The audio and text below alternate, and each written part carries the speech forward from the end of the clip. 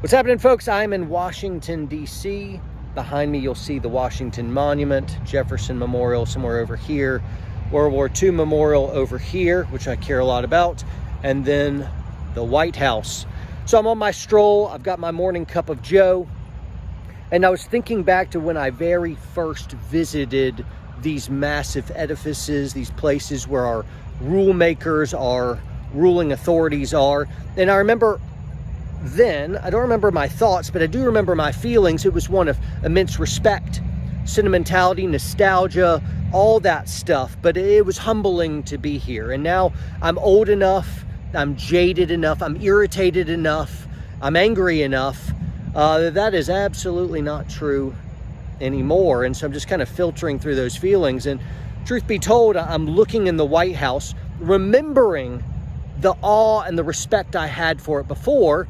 And as I'm looking at the White House, I'm seeing all these Canadian geese gathered on the lawn, and I found myself watching the geese more, and I realized, I'm more interested in the geese than the goings-on in the White House. And that's troubling, because I'm in America, and the geese are Canadian. The White House is surrounded by Canadians, and the Secret Service, of course, is not on that. Dad jokes for days, guys. But anyway, I didn't care. And then I turned around. I was looking at the Washington Monument. And I saw a cop on a horse. And I was like, man, if I was going to live in D.C., I'd want to be a cop on a horse.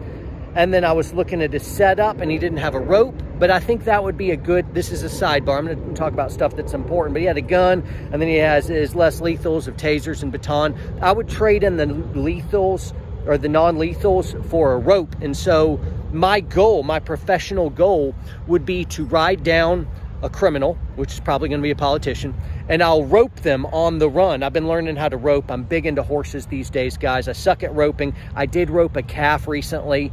I'm not quite ready for a politician, though. I think they're slower. I just really want to stick it. And so I got joke. Again, dad jokes for days.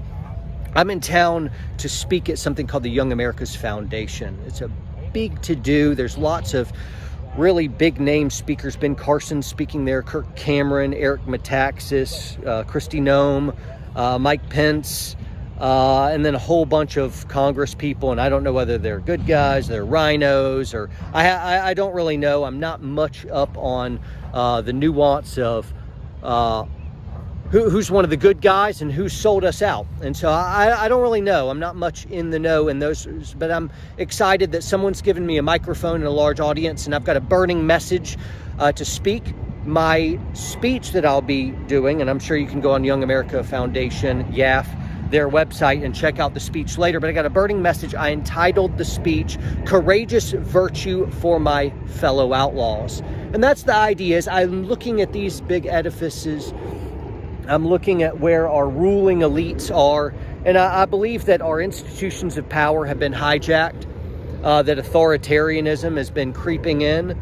I'm wearing, for instance, my Second Amendment Warrior Poet t-shirt, which is supposed to mean that, hey, the right to bear arms shall not be infringed. And on our nation's founding, civilians would have guns here, and no more. It would be absolutely miraculous for someone to be actually able to have a concealed weapons carry permit and carry a gun lawfully here.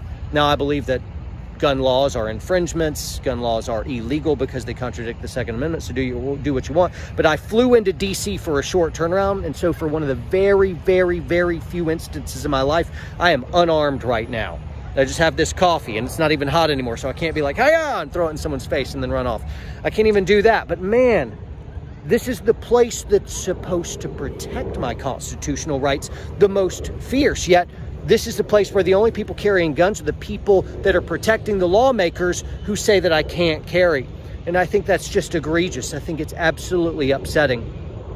So I'm excited to just rant and rail against that hypocritical notion, the deterioration of my freedoms at the foot of a symbol of freedom. And by the way, though this is cool and all, I don't understand why Washington, who is an ardent Christian, is memorialized by an Egyptian worship temple, the god Ra. I don't understand why an obelisk commemorates him. I think he would roll over in his grave with that. Though it's cool. I mean, Spider-Man climbed that, so it's pretty nostalgic. That's pretty cool.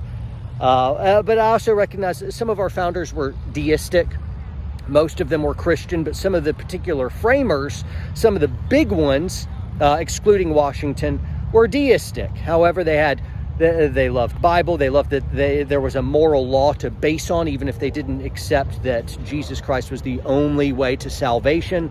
They still had a desire for religion to inform the people and to protect virtue, because we were only going to be able to keep our republic if we had an engaged, non-apathetic, and religiously motivated people that wasn't pressing upon a particular religion, but gave a freedom of religious expression. Now, the First Amendment, which is supposed to safeguard our rights to assembly, to the press, to free speech, to practice of religion, and petition our government for any grievances that we have against them.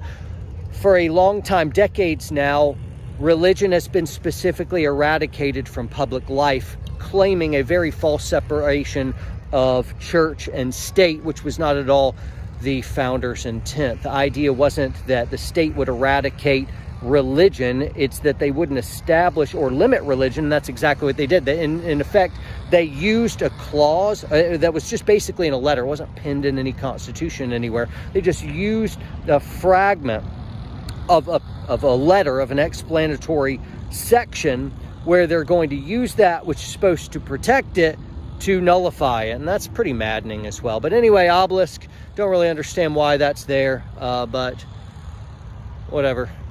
Anyway, these are just raw thoughts in my rants as I'm preparing to speak, and I'm getting all charged up because I'm a patriot.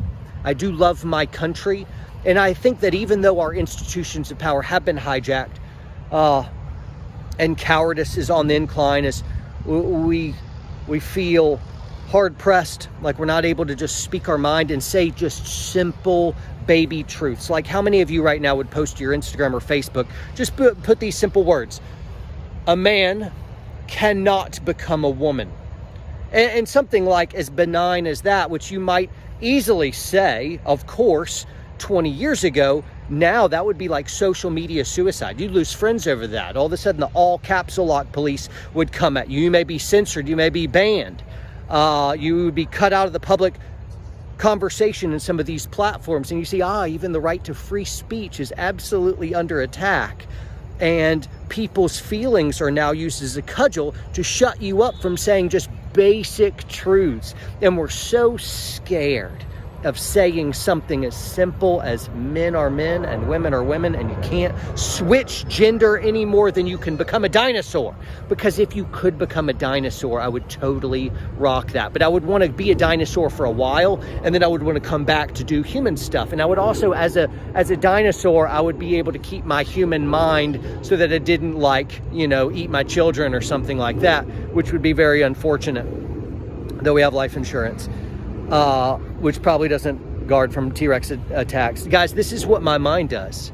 This is how my mind works. It's just a disaster. It's a bag of stray cats and velociraptors up there. Anyway, I was on to a point.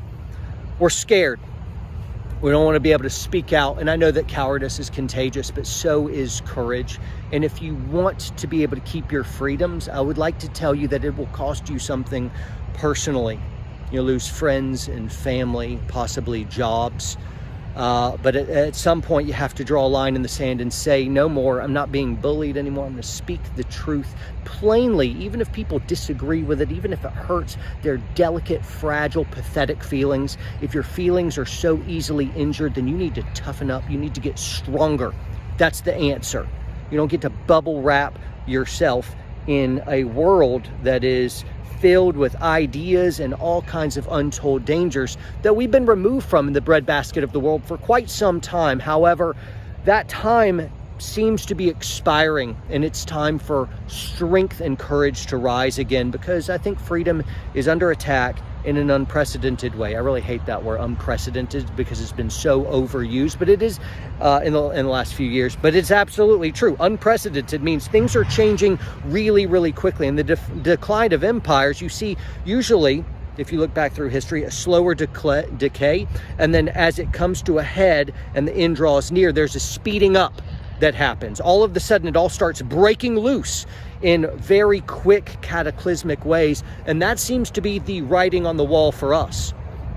Freedom patriots, people who love the ideals that America was built on and we have very far separated ourselves from. If you would like to stay free warrior poets, you're going to have to speak out. You have to be courageous. You'll have to be willing to pay something personally, not just expect someone out there, some heroic champion of conservatism or libertarianism, to champion your ideals and do it for you. It starts at the ground up, grassroots again. That's where freedom was born. That's where it'll be safeguarded. Love to you guys. Courage. Train hard, train smart, stay free.